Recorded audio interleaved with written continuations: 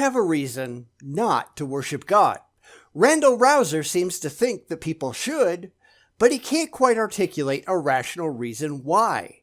Because he, like other religious apologists, are not rational. Come on, you've been with the channel for this long and you didn't see that one coming? So anyhow, let's get going, because we've got some absurdity to quash.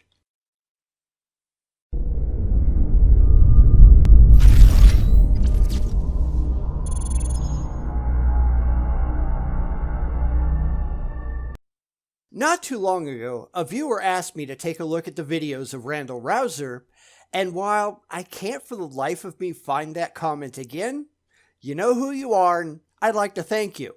If it was you, make yourself known in the comments so everybody else can give you a pat on the back. Anyhow, I took a look and Mr. Rauser will be making an appearance a couple of times on the channel at least. I've seen him before, but I don't think I've ever done one of his videos. So this time out, he wonders why we won't worship his imaginary friend. Well, I'll tell you, and it has nothing to do with faith or feelings or any other touchy-feely nonsense. It's because your deity is absurdly ridiculous and laughably inept. How's that for an answer? In this video, I want to address a common statement I hear from people. It goes like this: I could never worship a God who... fill in the blank. Here, Randall, I'll make it a little bit easier for you. I would never worship a God, period. I can't even imagine the circumstances under which I would find any God or anything actually worthy of my worship. In fact, if a God wants my worship, that's sufficient reason to withhold such reverence. Any God worth its salt doesn't need its ass to be kissed. What the hell is wrong with you people? But anyway, get on with it. Let's just see what else you've got. So the way that the annihilationist might put it is like this: I could never worship a God who allowed eternal conscious torment. That's really got nothing at all to do with annihilationism. I would never worship any God that would permit eternal torture for temporal crimes. In fact, I would never worship any God that tortures for any reason whatsoever. The reasons given in the Bible are absurd, and what kind of shallow, pathetic excuse for a deity would need to penalize someone for anything? Shouldn't it be above that? Shouldn't it behave better than a petulant child? But no, the reason that most gods behave like absurd temper tantrum throwing infants is because they were all made up by absurd temper tantrum throwing humans. You've got something severely wrong with you if you think any of that is okay. But this is the religious we're talking about, isn't it? Or an Armenian might say, I could never allow or worship, I should say, a God who would elect people based upon his inscrutable decree rather than foreknowledge of their free choices. I don't even know what that means. But if God is supposed to know absolutely everything that happens with perfect accuracy, which is what you guys happen to say, why does he keep screwing everything up? Why is the Bible a record of God's complete and utter failure in absolutely everything? God creates humans that were capable of sin, even though he should have seen it coming. He purposely makes them without the knowledge of good and evil, then he hangs some fruit out there and tells them not to eat it, without stopping to consider the fact that they don't understand why it's bad to disobey. So they disobey, and God, who should have known it was going to happen, punishes them instead of recognizing his own failure and just fixing it. You know, that's all it would have taken. Oops, shit, reboot with version 2.0. Don't make that mistake again. Yet no, he just doubles down on it.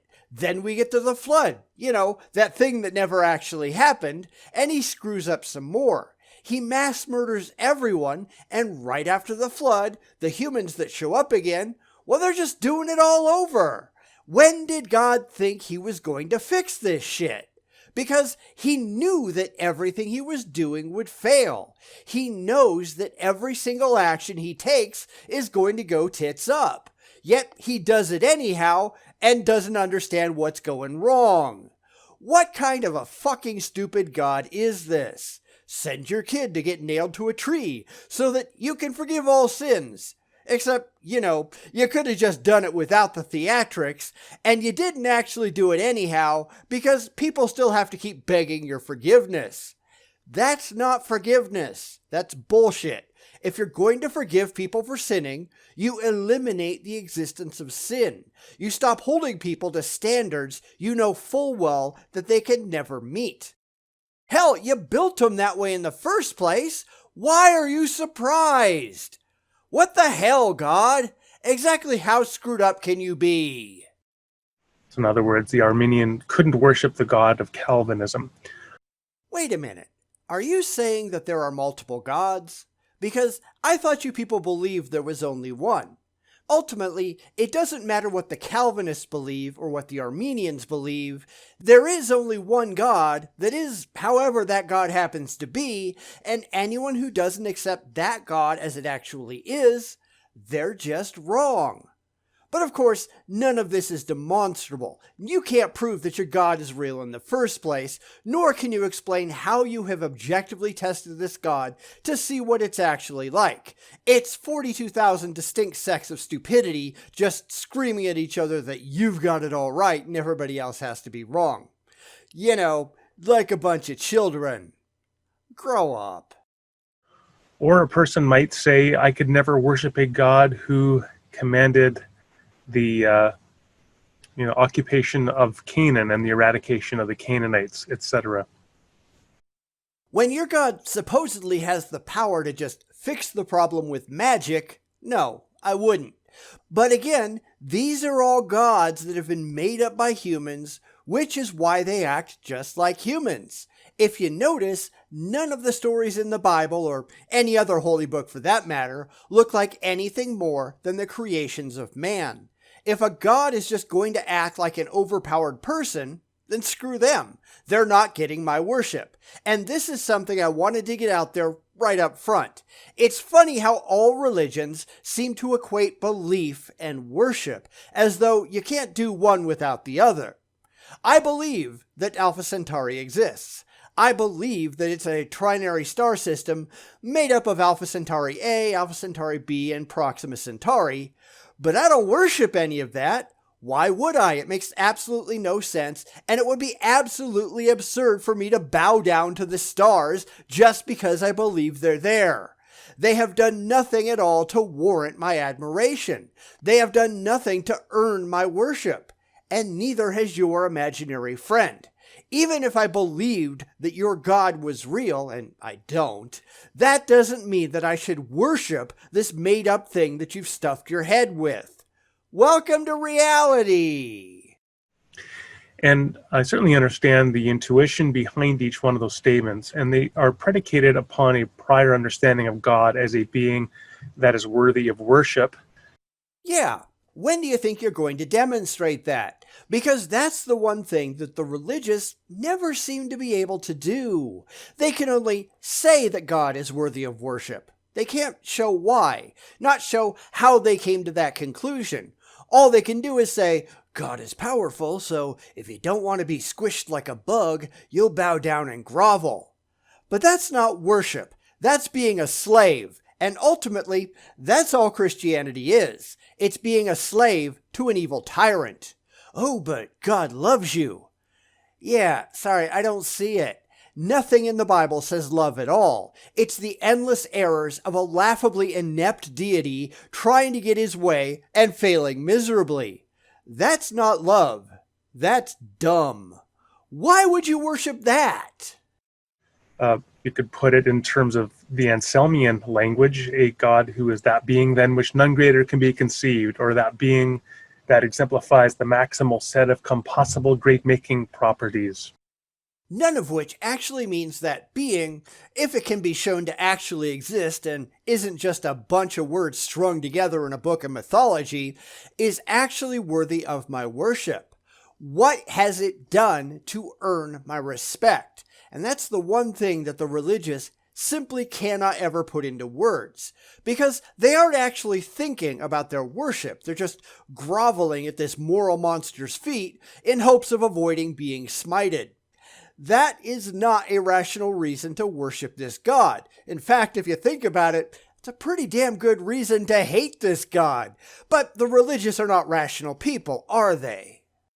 In other words, God is just that greatest possible being. And then this person says, yeah, but I wouldn't worship that being if that being allowed eternal conscious torment or elected people based upon the inscrutable divine decree rather than foreknowledge, or decreed the eradication of the Canaanites or something else.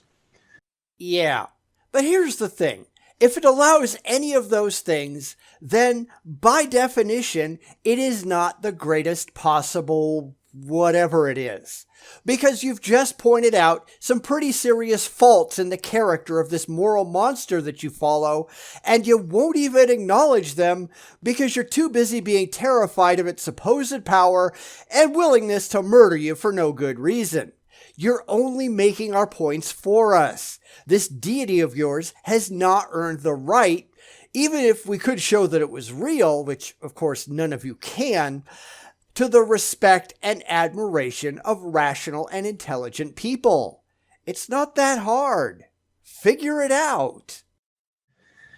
And the assumption there is that that being wouldn't be worthy of worship because that being did one of these particular things, so I would not worship that being.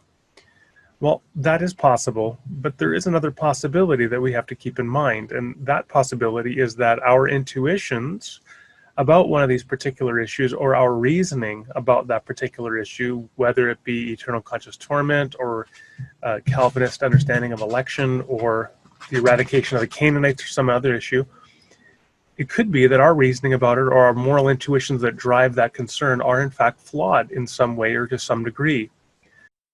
And when it's been demonstrated that our views are flawed, that's the time to consider it. Just saying, well, maybe, that doesn't mean a thing. Well, maybe your God is a complete fuck-up. Did you ever think about that? Well, of course not, because you've got this bizarre emotional attachment to this moral monster that you follow, and you're willing to overlook all of its obvious and numerous faults. Christian faith is a whole lot closer to Stockholm Syndrome than it is to a rational evaluation of the facts. You can say, well, maybe you're just wrong. And yeah, maybe I am. Go ahead and prove that I am. Then I'll reconsider my positions. But when I suggest that maybe your faith is completely misplaced, you are not willing to even acknowledge that that is a possibility. And that only goes to prove that you are not operating rationally or with evidence and intelligence aforethought. Do something about it. So I think a more cautious, less rhetorically satisfying perhaps, but nonetheless more cautious and appropriate response would be, we have two options. If one of those things should obtain contrary to what we believe to be true. But that's the thing. It doesn't matter what you believe to be true. It only matters what is actually true. Your beliefs, your faith, your emotional comfort, and your feelings. None of those things actually make a difference. You can have absolute faith in Zeus or Odin or the flying spaghetti monster. But that doesn't mean a thing if Zeus or Odin or the FSM don't actually exist.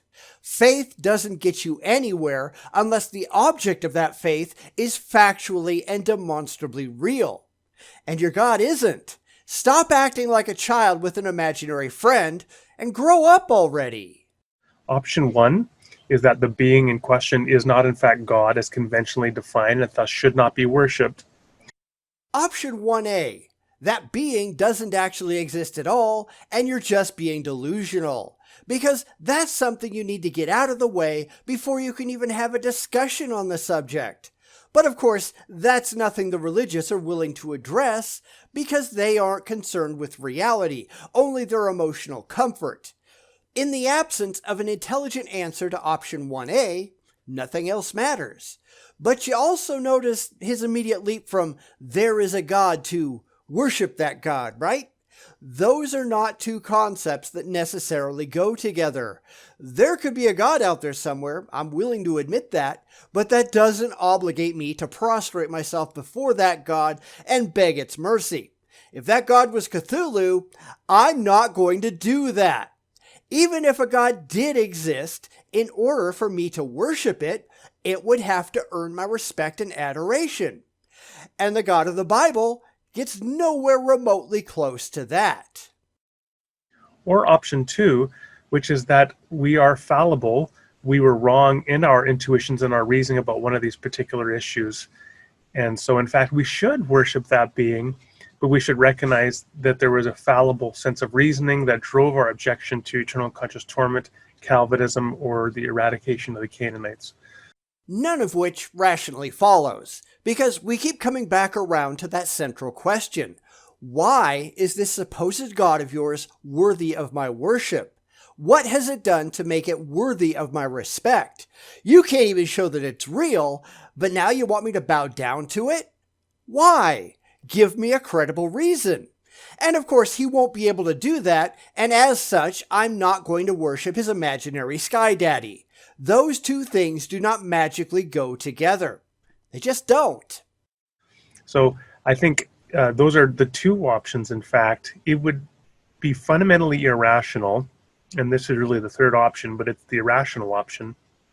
It would be fundamentally irrational to refuse to worship a God who is in fact perfect based upon our flawed understanding of that perfection. And so that's the third option that we should be careful to avoid. You know, because you say so. Because we're back to making assumptions about the fundamental reality and nature of your imaginary friend that you can't demonstrate are actually valid in reality. How do you know that this undemonstrated deity of yours is perfect? Because according to your own holy book, he's not. God spends a lot of time fucking up. There's no other rational way of interpreting it. So your claims are not justified, and thus they must be rejected. But you won't, will you? Because your beliefs are actually absurd. If the being that is described as one of these ways is not in fact God, yes, you don't worship that being. But if you are flawed in your reasoning, you should indeed worship that being. It would be irrational not to do so. No, it would be utterly irrational to do so without a good reason. What is your good reason? Because it's powerful? So you're a slave, not a free individual making an intelligent choice. But a free individual making an intelligent choice would never choose to worship the God of the Bible, nor any other God, so you have to find some way around this, and that's why the religious rely on rationalization, not being rational. They've got a conclusion to reach, whether it is intellectually valid or not. So they make assertions based on their feelings, and when anyone points out logical problems in their assumptions, they just ignore it. Or they just make more unsupported claims to get around it.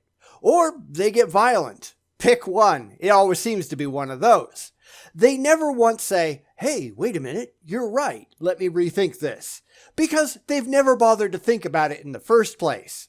And that's the problem. I see it, you see it. Why can't they see it? Because it's blatantly obvious to anyone with half a brain. And what does that say about them? Nothing good, my friends. Nothing good at all.